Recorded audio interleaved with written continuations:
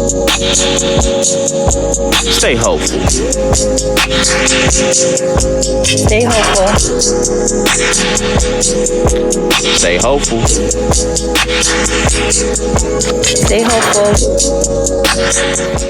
Hey man, it's Brother Charles. And I'm Jasmine. Welcome to another installment of the Hopefull Romantics podcast, where we love life, we love the Lord, and we love love.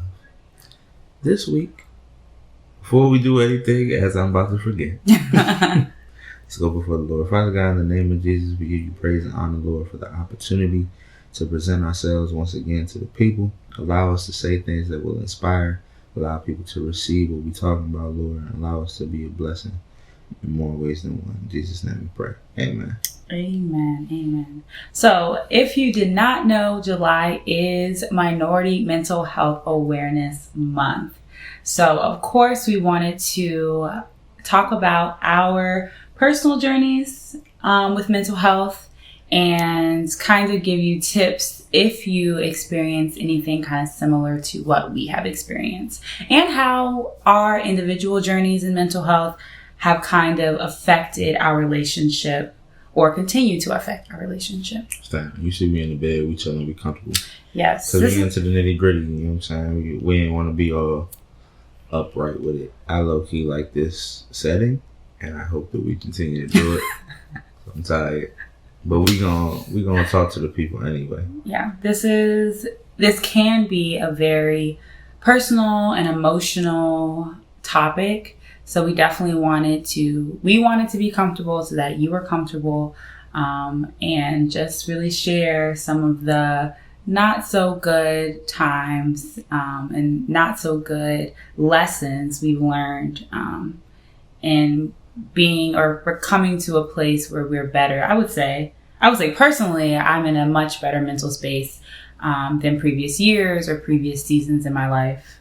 Honestly, I wouldn't even deem it not so good, because the steps that I had to take through my mental health journey, like looking back on them, were so necessary to who I am now. So as dark and as detrimental of a space that was, I really truly have an appreciation for it, because I know that that's a place where I'll never return, right? That God will never allow me to return to. All right, and then I daily take lessons away from. So. That's a perspective. That is an opinion.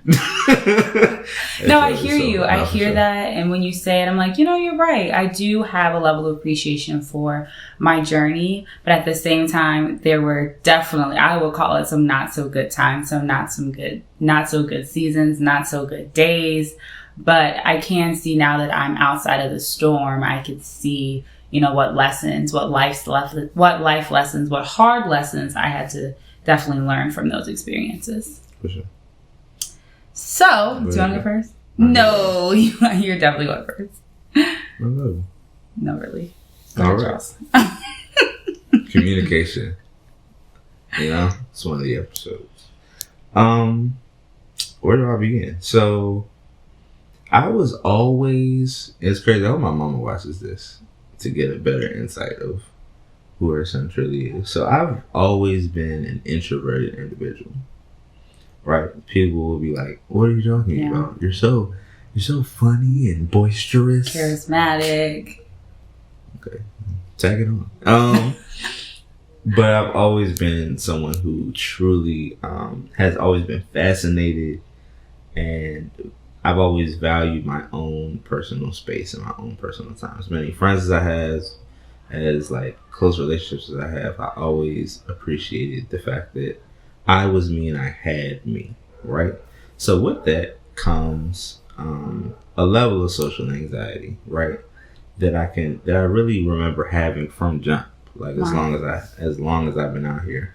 Which is interesting, because for as long as I've been out here, I've been in kind of performative roles. So from preschool all the way to high school, I was always either in concerts, I was in band, I was in chorus and stuff. And then in high school, I used to host all the talent shows and stuff like that. Every single one of them. All right. But, are you shaking now? Oh, sorry. Good job. What's going on? But and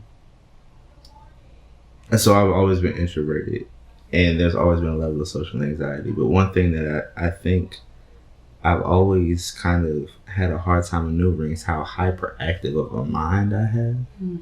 So when I was younger, I used to wake up in the morning, and for folk who know, like back in the day, we was waking up 5:45, 6 o'clock in like middle school to get ready for school. So the bus coming at 6:30, the sun ain't even up. No. And you want me to go. But I remember waking up and my mind used to always be racing, right? My thoughts would be like whoosh, whoosh, whoosh. It should just be like a wave of different thoughts. And I had such a hard time even just describing to my parents how I was feeling.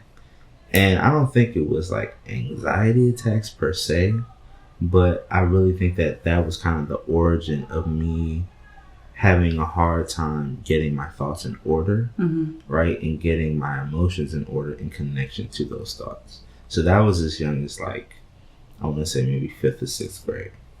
So fast forward, maneuvering social anxiety is just a thing that you do when you recognize that you have it. But as a young kid, you don't know what to call it. You're just like, why am I extremely nervous for no reason? And social anxiety for folk who still like are kind of iffy about it. In my experience, my social anxiety would come in the form of like, let's say I'm walking in, I walk into class and I'm like, oh, my pencil's dull, and the pencil sharpener is at the front of the class, and I'm in the back of the class. My social anxiety I need to go sharpen my pencil. It turns it into, as soon as I get up, like I'm gonna fall and trip, and like the pencil might fall out of my hand and pierce someone in front of me, or I'll get up to the jump and like my pants will fall down. Like certain things like that, where it's like the worst case scenario of something so simple can be on replay in your mind in a matter of seconds, to the point where it becomes debilitating to want to do what you originally thought you wanted to do. Right. So that transpires into just like overcompensating. So that's why people would deem me like outgoing and stuff like that, because I would compensate for that by, kind of just doing the antithesis of what my anxiety would tell me what would happen. So even if I felt like all of that was going to happen for me sharpening my pencil, I still was going to go sharpen my pencil. So I never really succumb is the past tense of succumb. Excuse me, English majors on the jump, but like I would never succumb to it, succumb to the thought. So we fast forward to my senior year of high school. Up until that point, I hadn't really gone through anything. But unfortunately, my father passed away. Senior year of high school, he had liver and kidney disease, which ultimately led to his demise, unfortunately. And that really was the origin of me really struggling with my mental health. So it's my senior year. It's towards the end. I'd already gotten into school. Like I was really like just on my way. And that was something, that was the first obstacle I really faced, because I didn't truly grieve him for a proper year, I would say. And what's interesting is a lot of people who have lost a parent will be able to attest to this. Especially if you lose them like really young, like from your teenage years to, I would say like your preteen years to your teenage years.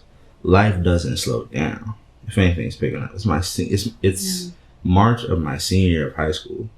I'm 2 months out from graduating. College is already there.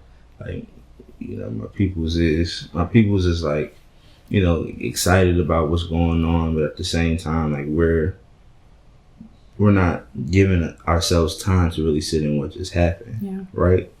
So I didn't do that. So literally it took me about a year into college before I realized like, after really my whole freshman year, I was really depressed. I was really anxious. I was having a very hard time. I used to smoke all the time, thinking that was going to help. It didn't. If anything, it exacerbated it. But I never really sat and processed anything. And it wasn't until like after a whole nother year, so at the end of my sophomore year, when I was like, all right, Lord, I'm really tired of feeling this way. This is like 3 years in of just being completely depressed, waking up every day. You just like, it got so bad to the point where I never had suicidal ideation, but I understood why people would have suicidal ideation. Where it's like you have certain thoughts and it's just like, if this is what the remainder of my life is going to look like, I'm not really rocking with that, right? So it took a lot of prayer, a lot of meditation, a lot of frustration, a lot of self-exploration. But what was wild, what was dope was I had folk around me who were going, unfortunately, but we're going through similar things, similar processes. Like, that was, to me, one of the main takeaways of college was finding my people who I surrounded myself with, who helped, and we helped lift each other up, right? And that actually made a major difference. But for me, the thoughts like, Lord, this can't be all that life is, right? And that thought used to be really faint in the back of my mind, but that thought really was the mustard seed of my faith that really kept me going. And it wasn't until sophomore year, I was like, all right, bro, I went abroad. And I was even depressed abroad. I was having all these grandiose experiences. I was in Morocco. I was in Spain, Italy, France. I was doing all these great things, taking every type of picture, posting on the socials. Everyone's like, oh, Charles, you living your best life. I was living my worst life. I was so depressed. And this was my first time out the country, and I couldn't even really bask in it, right? But I remember in Morocco, there was, I wrote about this one time. We went to the Sahara Desert, and the Sahara Desert has these huge dunes that are the equivalent of like 4 or 5 stories. Went up to the jump, sat down, it was sunset, and all you could see as far wide is sand. And if anyone who's ever been to something similar to the Sahara Desert, like, oh yeah, I went last week. Like, no, you didn't, but it's okay. The Sahara Desert is deafening because of all the sand that's out there, right? And like, it's really it's like acres of a soundproof room, basically. Wow. And when you sit at the top of the dune and you watch the sunset, and I'm not getting emotional, and all you can see, and you watch the sunset, and all you can see from far away is sand, and you feel so insignificant at the same time. And I say that because if I'm on the same world as, like, if you look at sand, like, grains of sand are very small. Mm-hmm. But that times trillions makes the Sahara Desert, right? And if you take that one grain of sand, it's very insignificant. But if you put it in the desert, it becomes the desert. When I was sitting on top of the dune, I felt insignificant because it was like, in this grand scheme of the world, I am so small. But I felt so significant because in that moment, I was like, in this grandiose world, with all these different things, all these different people, all these different beings, God still cares for me, and he still kept me. Wow. Right? And it was in that moment that something clicked. And was like, how I've been feeling, how I've been maneuvering the world, that's not how God wants me to maneuver. Right? So it was that was kind of my tipping point. It wasn't instantaneous. Then walk down the dune like, you know what I'm saying? Like a cartoon, just like turn the light bulb on. But that was God saying to me that, like, no matter how deep in whatever mess I was in, he always saw me as significant. Right? And that really was the turning point. So came back from that trip. I was like, all right, I'm gonna get my mental together. Went to therapy for a little bit, right? Fell in love with this lady to my left, and really just was extremely intentional about doing things that made me happy, right? About establishing habits that boosted me and brought me closer to the Lord, right? And it was from there that I really started to see a major shift. I used to wake up every day and probably had about 3 minutes of peace before my anxiety would set in. And I saw myself gradually every single day get to the point where anxiety wasn't accompanying me everywhere I went. I still get anxious every now and again, but it's usually based off of certain situations that it's low-key appropriate. Like, you know, if I'm interviewing for a new position, if I'm, you know, if I feel like we're stepping into a next phase in our relationship, like if there's certain things going on in my life that cause me to be uncomfortable, anxiety will set in. But I feel like now it's in a more healthy manner versus me just being anxious about my day-to-day. So I thank God for that.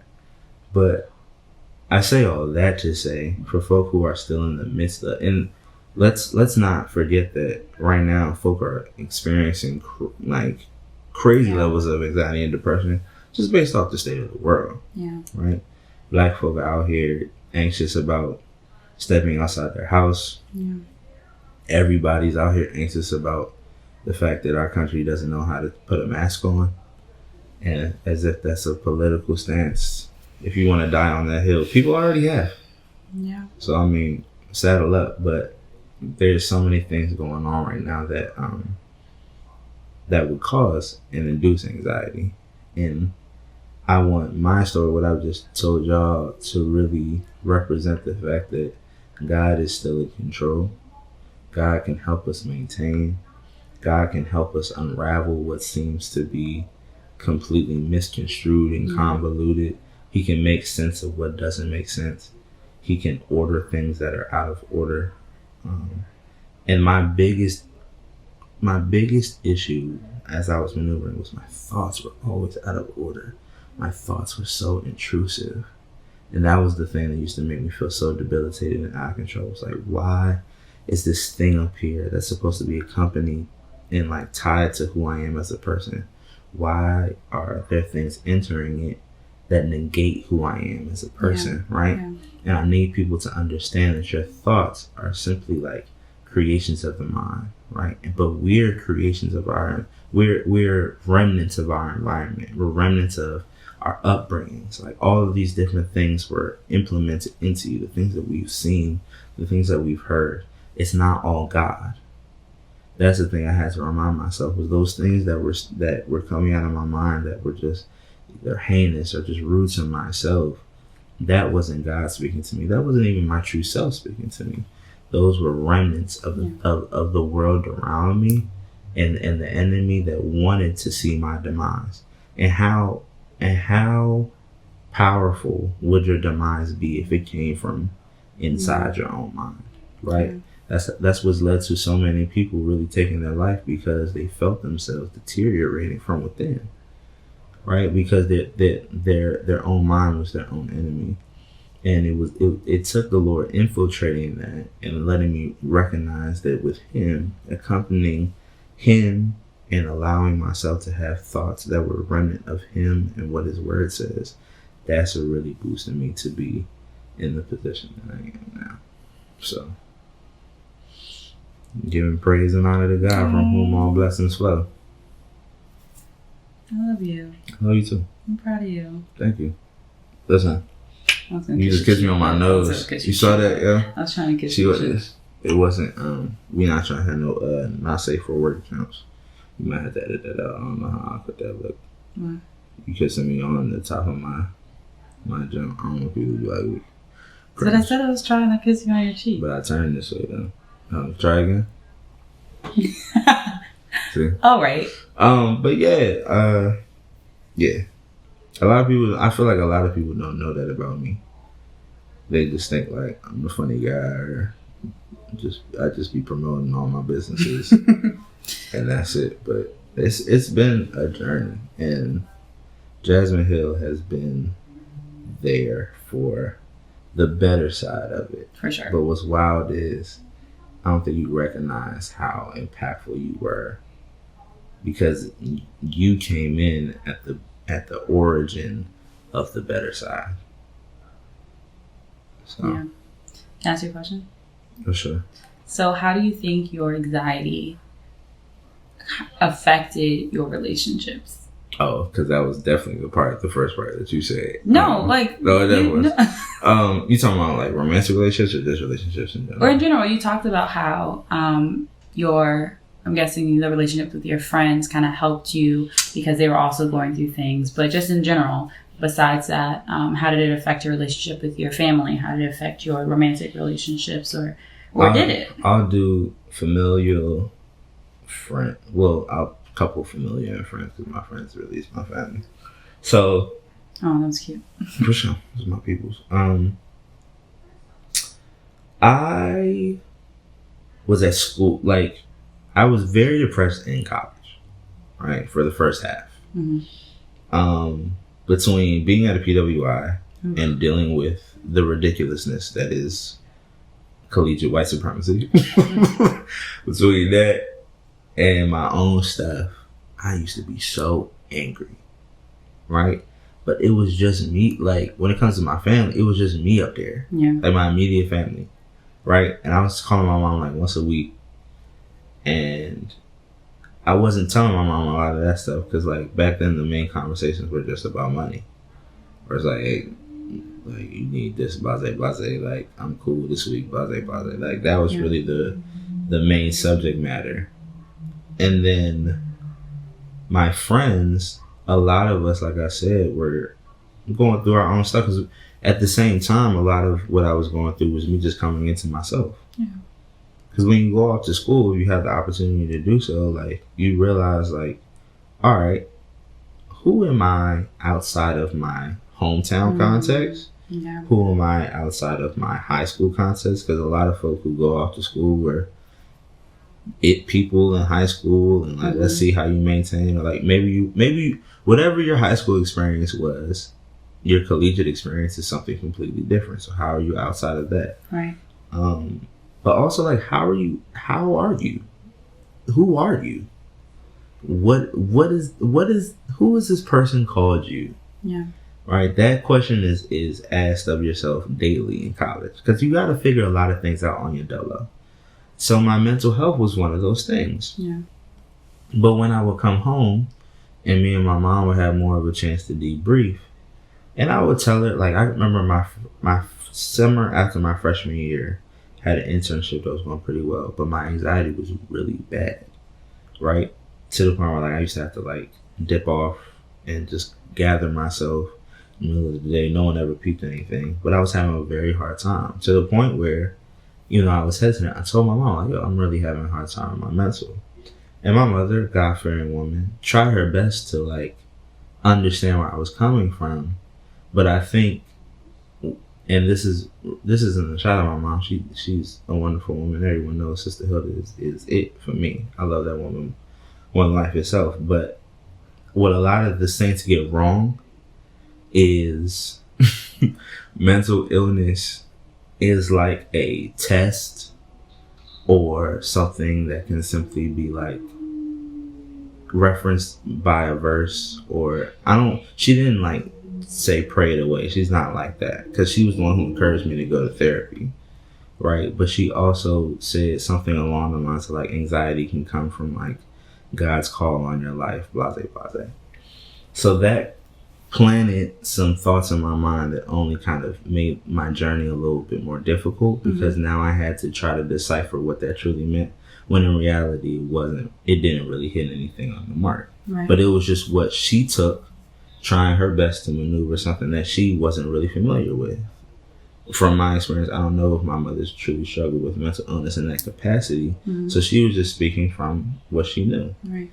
And what's dope is that experience, as difficult as it was, actually encouraged me to be doing what I'm doing now, which is combining divinity and social work in my master's programs, and recognizing the fact that mental health awareness and basically what I'm trying to do is ministerial psychotherapy. And that comes from the combination that, like, of course we can combine faith and mental health and put the two together, because the true counselor wasn't the mighty counselor, right? Everybody's true therapist is the Lord anyway. Right. So putting those two together. But it made me look at my family differently, because, like, after my dad passed away, I was trying to figure out, even while I was away, like, where did I fit in the family? Right. So that's taken me a few years to figure out, and that placed a mental weight on me, which I'm maneuvering better now. But during that time, I kind of felt like that was a side of me that my family never really saw. Yeah. Right. So in my romantic relationships, I was only in one romantic relationship in the middle of all of that.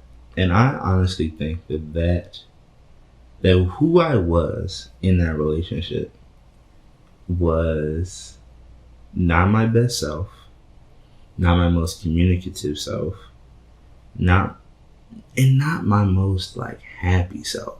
Yeah. Cause me, when I'm happy, like, and this is no size to myself, but like I'm just better. Like everyone's better to be around when they're a happier version of themselves. Yeah. And I was just sad all the time. Yeah. You feel what I'm saying? So that version of myself and the decisions that I made, the things that I did say, the things that I didn't say, were a direct result of the mental space that I was in. And this is an excuse, it's simply explanation.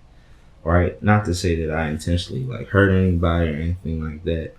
But there was just ways in which I know I could have maneuvered the relationship better if I was in a better mental position. Yeah. Right? I've talked about this before where it was a certain point where my thoughts were so abrasive and intrusive that I stopped really liking myself.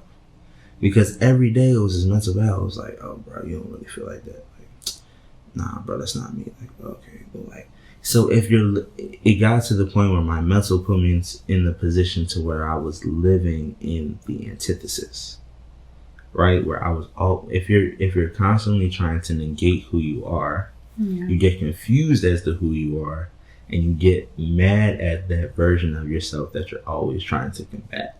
And that battle took a very large toll on me for a very long time, to the point where I kind of like retreated within myself so much that it took a lot for me to even present myself in that relationship, to where I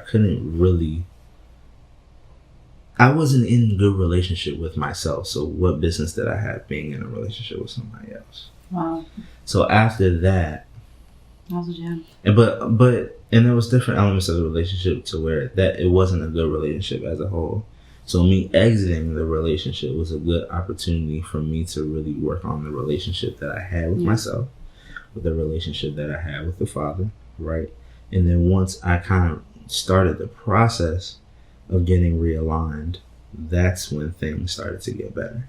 And I say starting the process, not once the process was over, because one, healing is a lifelong process, and two, don't let anybody tell you that you need to be completely healed before you get into a relationship, because that's not realistic, because we're never truly done healing from the things that happen in our lives.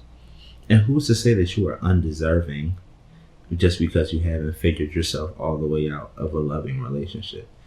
There's always the mantra where it's like, you have to love yourself first before someone loves you. That's completely incorrect, because the Father loved us before we were even anyone's thought. Right? So if we weren't even fully developed in the womb, what makes you think that we had to be fully developed out here in this world before we're deserving of anyone's love? So, all right, boom. Oh, wow. That was good. I told you to go first. Why? Because I was going to drop the mic on. Oh. Well, that's the end of the episode. Come back next week for my side. Let's see. Well, thank you for sharing one. Sometimes it can be really hard sharing your mental. I actually felt pretty good, honestly. Well, sometimes it can be also therapeutic. Let's see. I think let's take it all the way back. One that made me really emotional. Yours. So we're gonna work past that. I feel like when I think about my personal mental health journey, it is who I am. Mm-hmm. You know, like certain aspects or certain things that we go through, you know, are just that, things that we go through. But sometimes the things that you go through are so monumental that they really do, you know, not define you, but you can look back and realize how much of yourself was developed during that time. Understand. And that is my life. So when I was younger, I experienced a level of sexual abuse. And I was 6, I was young. And I don't think anyone around me knew how to deal with it. So I didn't know how to deal with it. And I don't want to throw anyone under the bus. I don't want to throw blame. I don't want to do any of that. Because I've come to a place of understanding where it's not about who was at fault in terms of protecting me, because I don't think it was a situation that anyone could foresee, but whoever counseled the people around me to kind of help me, I think were incorrect in what they were telling them to do. So basically what happened was, after it came out and it became known to my parents, they went to a particular, I think it was within the church. He may have been a minister or whoever was designated to kind of counsel families as they were going through a variety of situations. That person bounced my parents to another person who basically said that if I wasn't talking about it, which I wasn't, I think I was taking a therapy, and as many of you know, when you deal with traumatic things as a child, you don't just go to the strange person and just dump all of what happened, right? Normally you only divulge these details and really talk about it with someone you deeply trust. So when I was taken to the therapist, I didn't say anything, and they said, well, if she's not saying anything, maybe she doesn't remember, so don't talk about it because you don't want to trigger her and send her down this, dark rabbit hole of events. So that's what everyone did. So it felt like what happened was traumatic. I didn't understand. I didn't know what was going on. And then it was a light switch. Everyone moved on. Nobody was talking about it. No one asked me if I was okay anymore. It was just we're going to move on just so everyone's okay, and, we're this big happy family and yada, yada, yada. So a lot of my growing up was kind of masking my depression, which I don't think I've ever really called it that. But that's what it was. That's really what it was. You talk about having just this sense of sadness. I don't even know if there has to be a deeper word than sadness, but this feeling that washes over you, and it's not just a washing where it's gone. It's a sitting, it just sits with you, and no matter what you're doing, there's just this level of heaviness that's with you. But on the outside, I was in band. I started running track. I was smart. I love to read, and all of these characteristics that people look at me and be like, wow, she's such a good kid. I used to get that all the time. My teachers loved me. I was such a good kid. I was quiet in class, but because I was quiet, I observed a lot. So I learned pretty well. So my teachers just thought I was this normal phenom. Yeah. Okay. But they thought I was this normal kid. But in reality, I look back and realize I was quiet and I was observant because I really didn't trust people. I didn't trust adults. I didn't trust kids. I didn't trust anyone. I just felt the safest place for me was to be by myself. The safest place for me was to be unnoticeable. So I existed under the radar. And even in high school, I can think flashing forward to when I started getting really good at track, and it started bringing me a level of popularity that I did not ask for, but it started bringing new people, people who didn't really know me but knew of me, and it was just this weird relationship that I had with people. And I remember feeling so uncomfortable because I had lived under this radar purposefully. Yeah. And now I'm being looked at and I'm being talked about, and it's ooh, I just really want to be left alone. Yeah. But I remember in the lowest part of the heaviness that I was feeling, I don't think I cried myself to sleep every night, but it was just, you would wake up, or I would wake up. I would start my day like regular. I would have my regular extroverted day. People asked me how I was fine. My parents and my brothers, like we would go out, we would do things, we would have fun. But it felt like once I came back and I was like, I was in my room, I was decompressing of my day. Like that's when the heaviness really, really showed itself.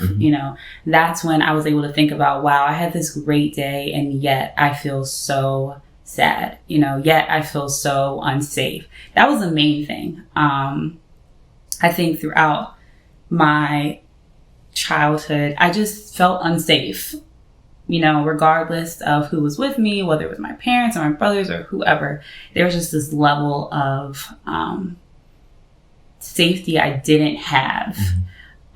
So flash forward, I remember I was in 7th grade. No, I had to been older.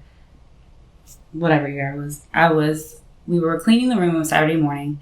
We were cleaning the room or cleaning the house. And I went upstairs and my mom told me to go get a towel or something. And I went into her room and do you remember the Celebration of Gospel? The movie? No, it was like, I don't know if it was an award show or on BET? Yeah, the Celebration of Gospel. Yeah, Steve Harvey's hosted. Okay, so the Celebration of Gospel rerun was on. And Celebration of Gospel. And like it caught my attention and I sat there for a second and Kurt Franklin's song Imagine Me was playing, or he was performing it or whatever. Immediately started crying. Immediately. And up until this point, my family, I would say I was raised in the church, but I didn't have a personal relationship with God at that point. It was just something that we did every Sunday. We talked about it, we prayed. It was something that my parents were trying to instill in me, but I truly felt that because I'd already experienced just this level of difficulty, I just wasn't really trying to hear it. Like I was like, oh, okay, but it's also coming from my parents that I felt, a level I felt unprotected by. I was coming from these strange adults that I already didn't have, or I wasn't allowing myself to have close relationships with. Like it just wasn't an ideal thing for me to be partaking in at that time.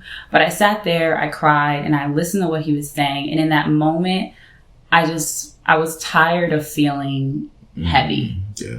And you get to that point where it's like, I can't do this anymore. Like, I just really couldn't do it anymore. Like, I couldn't cry myself to sleep at night. I couldn't, get up every day and like muster up the faith to like smile throughout the whole day and be this good kid and like be okay, essentially. So that day I was like, okay, like something's gotta give. Like, I've gotta do something. And that's really where my spiritual journey began as well. It became very personal to me. I don't think I told anyone. I didn't tell anyone about that moment. I didn't come out and talk about the trauma that I experienced. I didn't come out and talk about, all of the ramifications of that trauma. I didn't do any of that. I continued to keep to myself, but I started to really talk to God about what is this life? Like, honestly and truly, like there has to be something more to this story than just me experiencing this trauma and me dealing with it for the rest of my life, So that was kind of what did you call it? The peak, the turning point in terms of my mental health journey, where there was some hope. I felt like there was another side to this. Like I was going to be better. Like I would see a day where this wasn't so heavy on my heart every single day. So flash forward, teenage years were a mess. I think it's important to understand that even when you're on the other side, or even when you're starting to, pull yourself out of this dark place, like there's still so much that needs to be unpacked that can come out in your behaviors or come out in your thoughts or come out in so many other different ways. And it's hard to control all of that at such a young age. Like, and I wasn't talking to anyone. So I was really trying to hold it together, heal, like build this relationship with Christ, understand who I am. And I was still in high school. So much was going on. But I remember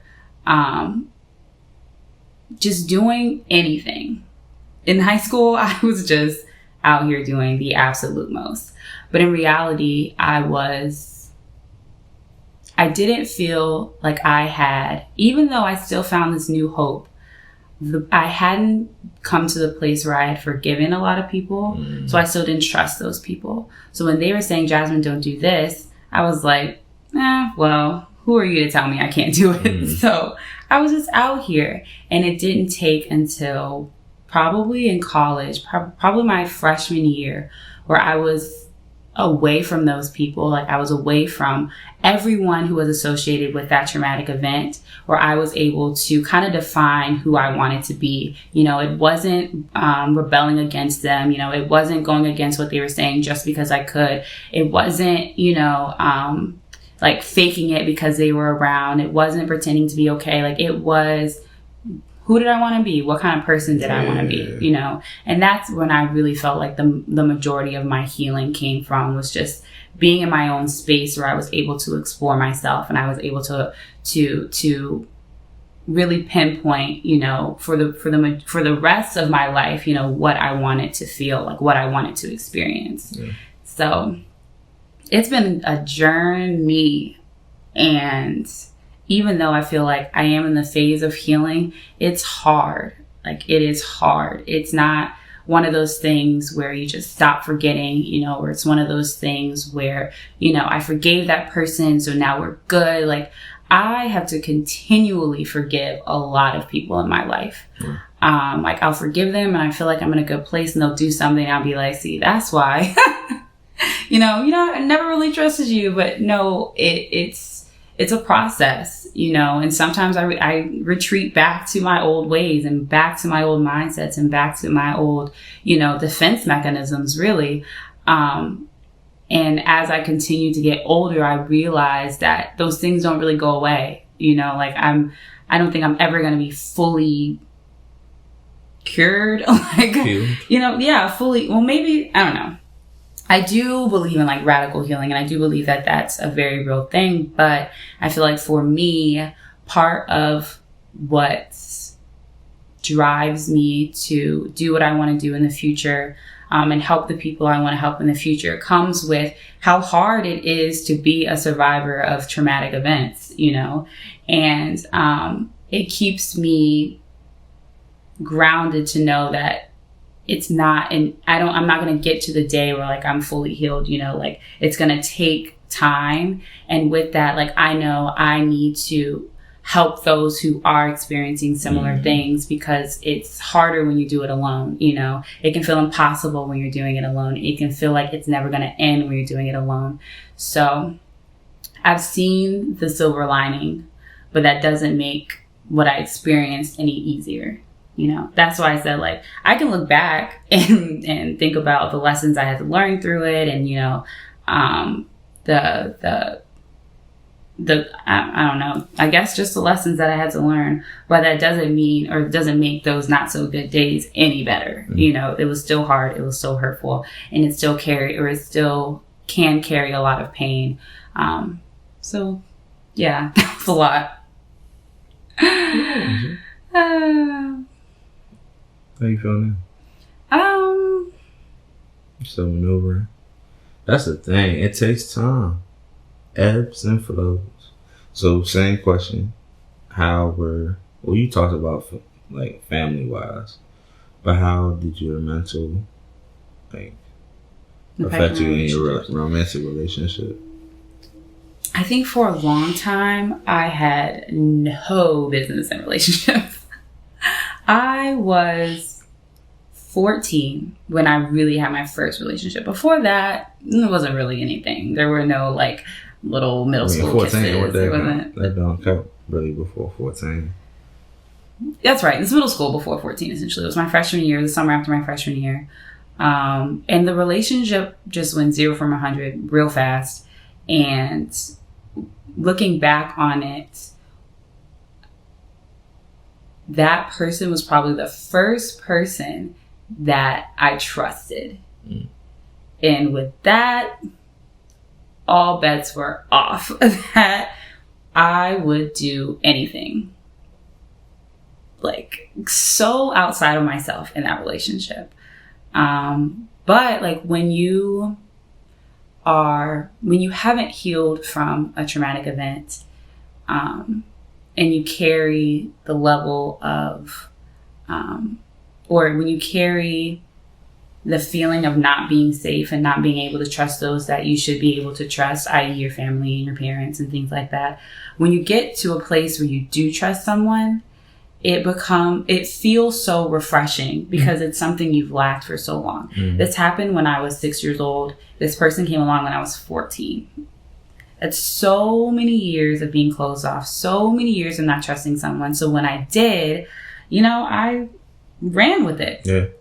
So that I compromised a lot of who I truly was in that relationship just because, I wanted to feel good, and that's really what that was. It was a very long relationship. That relationship didn't really end until I was a freshman in college, I think. I was single for a while, but craved relationships. I remember that about that period of my life. Like I wanted someone, I wasn't okay being single at all. Because single was lonely and single I had to sit with myself, but with someone else there, I was able to at least feel connected, feel connected to something else other than my trauma.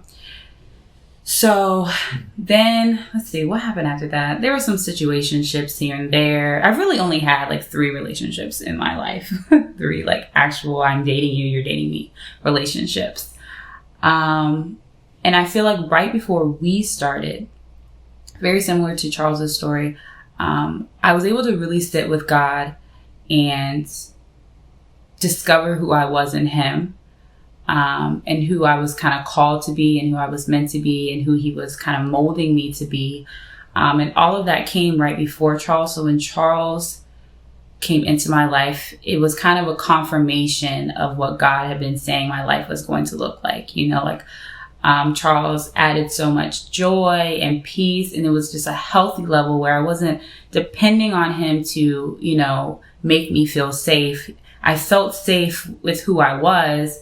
And Charles kind of added to that, So yeah, my relationships were a mess really up until I met you. But I really think, no, seriously, they were all a mess before I met you. But I was also not in a good place with God until months leading up to meeting you. Yeah, same. So they kind of just coupled together, and it's been really amazing ever since. Yeah, it's been smooth sailing ever since. We did it. We're doing it because it is. So, one last question. How does your continuous journey affect our relationship now?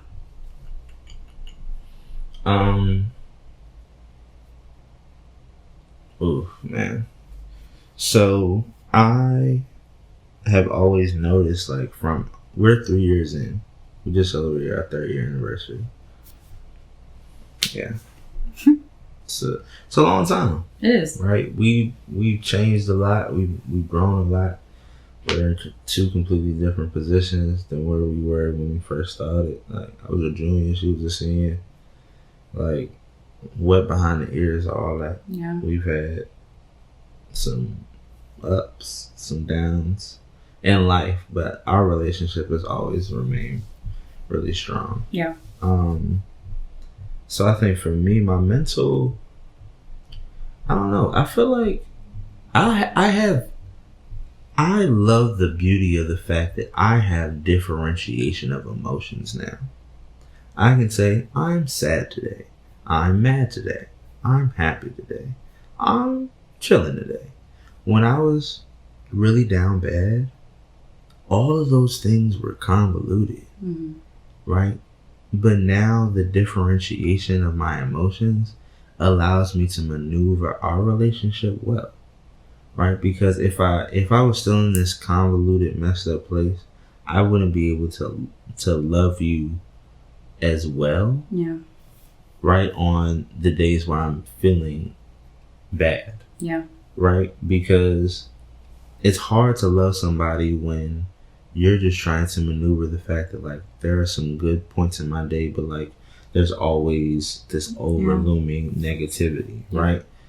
So as we step into the next phase of our relationships, as we start to get engaged, married, all that, I find solace in the fact that God has given that back to me, because he knows that because this relationship is it, I have to be able to maneuver all of those avenues. So it makes me thankful that it's weird, because one of the greatest things to come out of all of this was that I could just feel sadness without it being connected to, like, all of the emotions connected to anxiety. I can be angry solely. Yeah. You know? Yeah. And that's something that I don't take for granted, is feeling my emotions and being able to couple it with the love that I have for you. I will say, I asked you that because sometimes when you're in a relationship with someone and you recognize that they have certain mental health struggles. I don't want to call them struggles, but struggles. It's a struggle. You kind of have to learn, like, where you fit in terms of their journey. You know, and there'll be days where Charles is having a not so good day, you know. And in the beginning, I was like, oh, I, like, need to do something, you know, like, I need to, you know, like.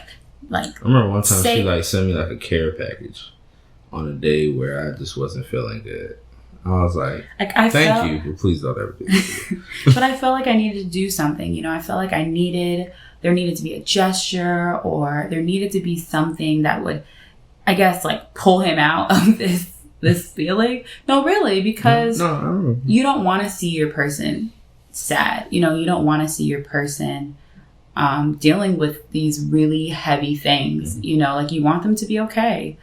And it took some time to learn that when Charles has these days, or when Charles has these moments, you know, I kind of have to let him go through them. For sure. You know, like, I can't just wish them away. You know, I can't just, you know, gift them away. I can't just do these things to make these feelings go away, because that's a part of his journey. And that's those pitfalls are things that he's going to learn from. And I can't just take that away just because it makes me feel uncomfortable, or because I don't want him to, you know, be sad for the day or whatever.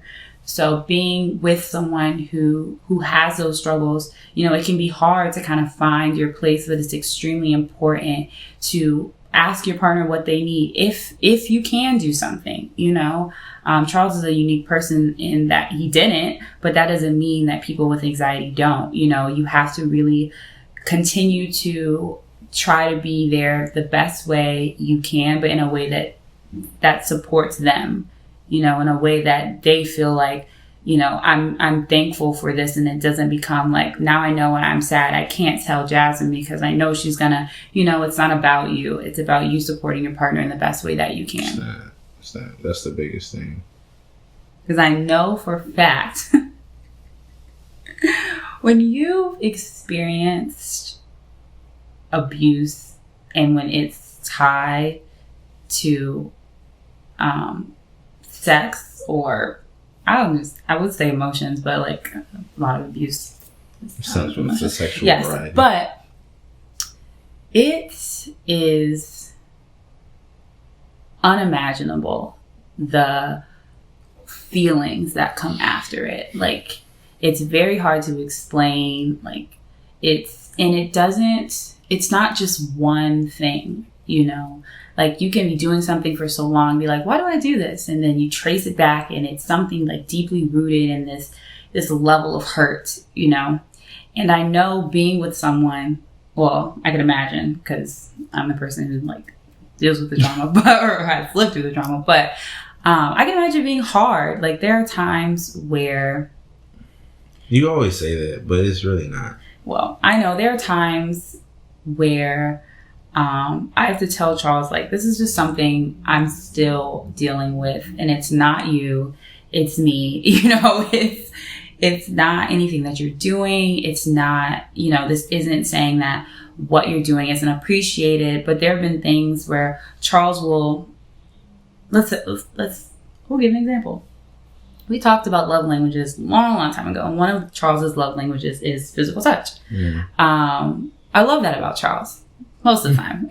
You know, he is a physical touch person, which is fine. But because of my experiences, because of the trauma that I've experienced, there are times where I don't want to feel touched. You know, like, I don't want to. I didn't say that. But there are times when it makes me uncomfortable to know that someone wants to touch me, you know? Which makes complete sense. It makes sense. Like, it makes sense. But if I wasn't able to articulate that, or if I didn't know that, it can be hard for the other person, because you're trying to show that you love me, and I'm like, I just can't. Like, I don't want that right now. Like, I don't, and it makes it feel like it's on them. You know, like, you don't like it, you don't like me, you don't like, you know, what we're doing or whatever. And in reality, it's deeply rooted in something completely different. Yeah. So, like, absent from that person. So, it's important to have these conversations with your partner about things that trigger them, or just checking in occasionally, because there are new triggers that pop up sometimes. You know, we'll be doing something and I'm like, that makes me feel uncomfortable. I'm not sure why yet, but it does. And we talk about building these healthy relationships and these open relationships, because when I do feel like that, we have a foundation where I can say that to Charles, you know, and Charles doesn't take it personally. He's not getting offended. I do sometimes, but it's no, because it's honestly, it's really, like, sometimes you will, if you're the other person, you will be offended. Like, sometimes if it's something new, it's like, I didn't even know that would be something that triggers you. That's it's like, true. Initially you're like, oh, like, dang, like, there goes something else I gotta be cognizant of. And in the moment you might be like, dang, like, I messed up, right? But in reality, like Jasmine said, like, it's just the fallout of something traumatic. Yeah. And for anyone who's been through something traumatic, you might go years before something else triggers you from that certain event. Very true. So but the thing about it is, you can't stay in the state of offense, right? I feel like to be offended is something that is kind of an initial reaction, but it's something that you can immediately adjust and maneuver out of.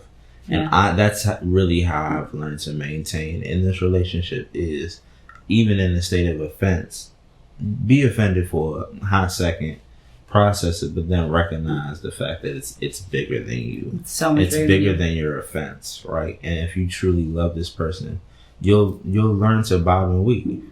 Let me tell you. Go ahead. No, I'm done.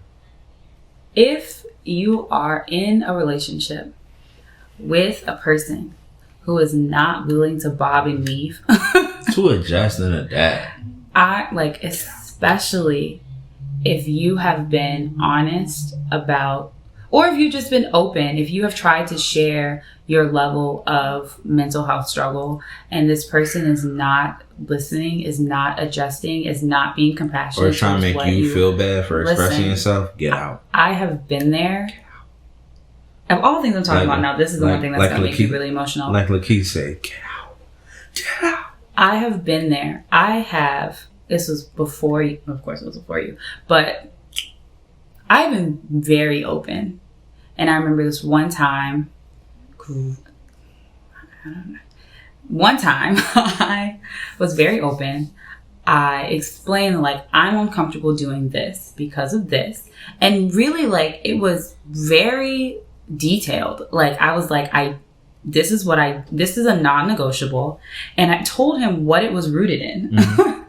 Like, flash all the way back. I was 6 years old, the whole shebang, right?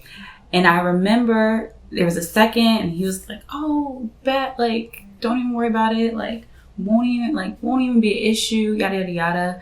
Y'all, it was like 2 days, maybe, where he literally asked me to do the thing that I just told him that I was uncomfortable doing. And I was like, it's time for me to go. And honestly, that's what you have to do in that situation. Like, if they don't respect you enough to adjust when it comes to something as serious and as personal and as important as your mental health and the healing that it's going to take to become your best self and in the best mental space you could possibly be in, that is not a place that you need to remain. Like, I don't know if it's a nicer way to, like, that is what it is. There is, the person that you are meant to be with is going to be able to do that. Period. It is no settling for someone who does it sometimes, but other times makes me feel uncomfortable. The person you are meant to be with is going to be able to adjust. I do not believe God has us paired with people who are rigid, who are not going to love you the way you need to be loved. 100%. And we always talk from a place of, like, if you're the person who's expressing yourself, if you're the person who's the rigid person, you need to really search within yourself the reasons why you can't give someone the decency of just, number one, listening to them, right? And not having the emotional intelligence to recognize how someone needs to be loved and thus adjusting to that. Because if you truly value the relationship, you will. And that's that on that. We're supposed to be together. But this was a really long episode. I really appreciate y'all sticking through this whole thing. And we got one more segment. Yes. So this is our first episode where we are going to start Dear Hopefuls. We are so excited. We got our first. Oh my gosh. This word's emotion. You remember that joke, bro? She used to get, I can't believe Q set me up while I was trying to sneak out. He was so loud and my daddy grounded me for 2 weeks, but it's worth it. Wow. Like, yo, she used to put her heart and soul in that. Okay, our first question is, Dear Hopefuls, when does true love find you? It don't. No, like, I've seen this question and I've pondered on it. True love. Number one, what is your definition of true love? Actually, that's a pretty blanket statement. I think true love finds you when you, what's that song? When you least expect it. Someone sings that. But honestly, in my experience, true love truly does find you when you're starting the process of being ready for it. You did not think I was about to say I thought you were just going to say ready when you are ready. No, when you're starting the process of being ready for it. Because I don't think anyone's ever truly ready for true love. Because, and this is why. Because true love, everyone thinks true love is I would say the 40-minute mark of a romantic comedy. Mm-hmm. When honestly, 40-minute mark. Because really, it's about 30 minutes. No, it's around 45 is when the trouble comes. No. Okay. It's for the first 30 is like them struggling, and then 40 minutes in is when they realize either like their best friend is really their true love, or like don't be knocking on the rom-coms. Okay, can I break that? Go ahead. They think it's like all fun and games, right? But honestly and truly, it's true love is when you find that person that you're able to really bend and weave for, when you're able to make adjustments for, when you're able to get into those back and forths with people and you're not retreating and you're not, doing the things that you were in previous relationships that led to their demise. It's when you're willing to do the work. That's when you know you found true love. So once you think you're starting to enter into that phase in your life, boom. I don't know. And I say that because there are so many versions of people finding their true love. take Charles's parents, for instance. Ah. Met in college. They were cool, right? Can I tell my people's story? How you gonna tell my I mean, because it was my answer. How you gonna tell my people's story? It was my answer. Sorry, Mama. Mama and Daddy met Morgan in the 70s in the height. HBCUs was jumping. My daddy was a senior. My mama was a freshman. A little creepy on my dad's part. Not gonna hold you. That is not. Yes, it is. Okay. Bro. You kind of old. But my man's was out here. The brass, you feel me? Roots to the good brass. My mom was the case. It is the case. And senior freshman, he took her to the ROTC ball. They probably went out a couple more times. He graduated, went on to do his military thing, and that was it. And then 10 years later, and I think it was my mom's 10-year reunion, he went back to the yard. They had already been previously engaged to other people, and both engagements had fallen out. Now, come on. The rest was history. So I really do think that it comes when you're about to be ready. I just think I don't know. I'm weary about answering the question only because I don't know. I don't want you to take the answer and be like, I'm feeling ready, you know, because you can't I don't know if you can expect it. You really can't expect it. When me and Charles started talking, I was not, and I will say this every time I tell this story, I was not trying to date anyone. Period. I was talking to about 4 other people. Having a grandiose time. I was going on little dates. I was chilling. I was really chilling. I was done with relationships. I had really come to a place where I was like, let me just focus on me. Haven't done that in a while. I like myself. Let me just learn to love myself, you know? And then Charles came, and it really was a huge surprise. Yeah. I remember in the beginning, there was even some pushback because I was like, no, I just said I didn't want a relationship. So I'm not about to do this. But inevitably, it became a relationship and something that I could not deny.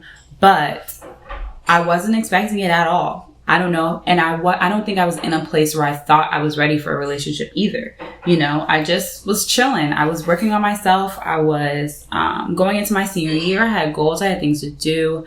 I really just think you have to, and I feel I want people, and this is coming from a place where I met the love of my life when I was 21 years old. So I understand that I'm coming from a limited perspective, but I want people to be okay with not knowing, you know. Charles's parents lived, how old were they when they got married? 34 years old. 38. 38 years before they entered into the marriage with the love of their life. You know, some may say that's a long time. You know, some people meet one of my best friends, she met the love of her life. I think they started dating when they were 17, but they have been best friends years before that, and they are happily married, you know. So I don't know if we can say when. I don't know if there's an indicator. I don't know if there's a checkpoint, you know, like, I don't know. But I do know that when it comes, you will not feel bad, or you will not, you'll know why it came when it came. You know, you'll be able to look back and be like, I was ready the exact moment this person came into my life. You know, not a second before, not a second after. You know, like, it will be perfect in timing, no matter when that time is. So that's our answer. She probably like, man, what? I'm sorry. I know. That's a hard question, though. That's a really hard question. But thank you for sending it in. I really love answering questions because it really does make us tap into, you know, our own experience and our, kind of like how we got to the place that we are, and pull together a lot of like what we read, in the Word, like what we've lived through. It lets us pull all of these things together. So first one down. A lot to go. That's cute. I like that. Yeah, send them in to either our DMs or the hopefullromantics@gmail.com. Like, share, subscribe, follow us on the socials. Yes. And tune in because we got a lot of stuff coming. Yes. Every Friday. Hopefull is about to boom. Yes. Yes, we are really putting in a lot of work for y'all. So let us know how it is, how it's going. If you have any questions, anything like that. Or any suggestions, what y'all want to Yes. see, what y'all want to hear. Like, we got y'all. So, as always, stay hopeful.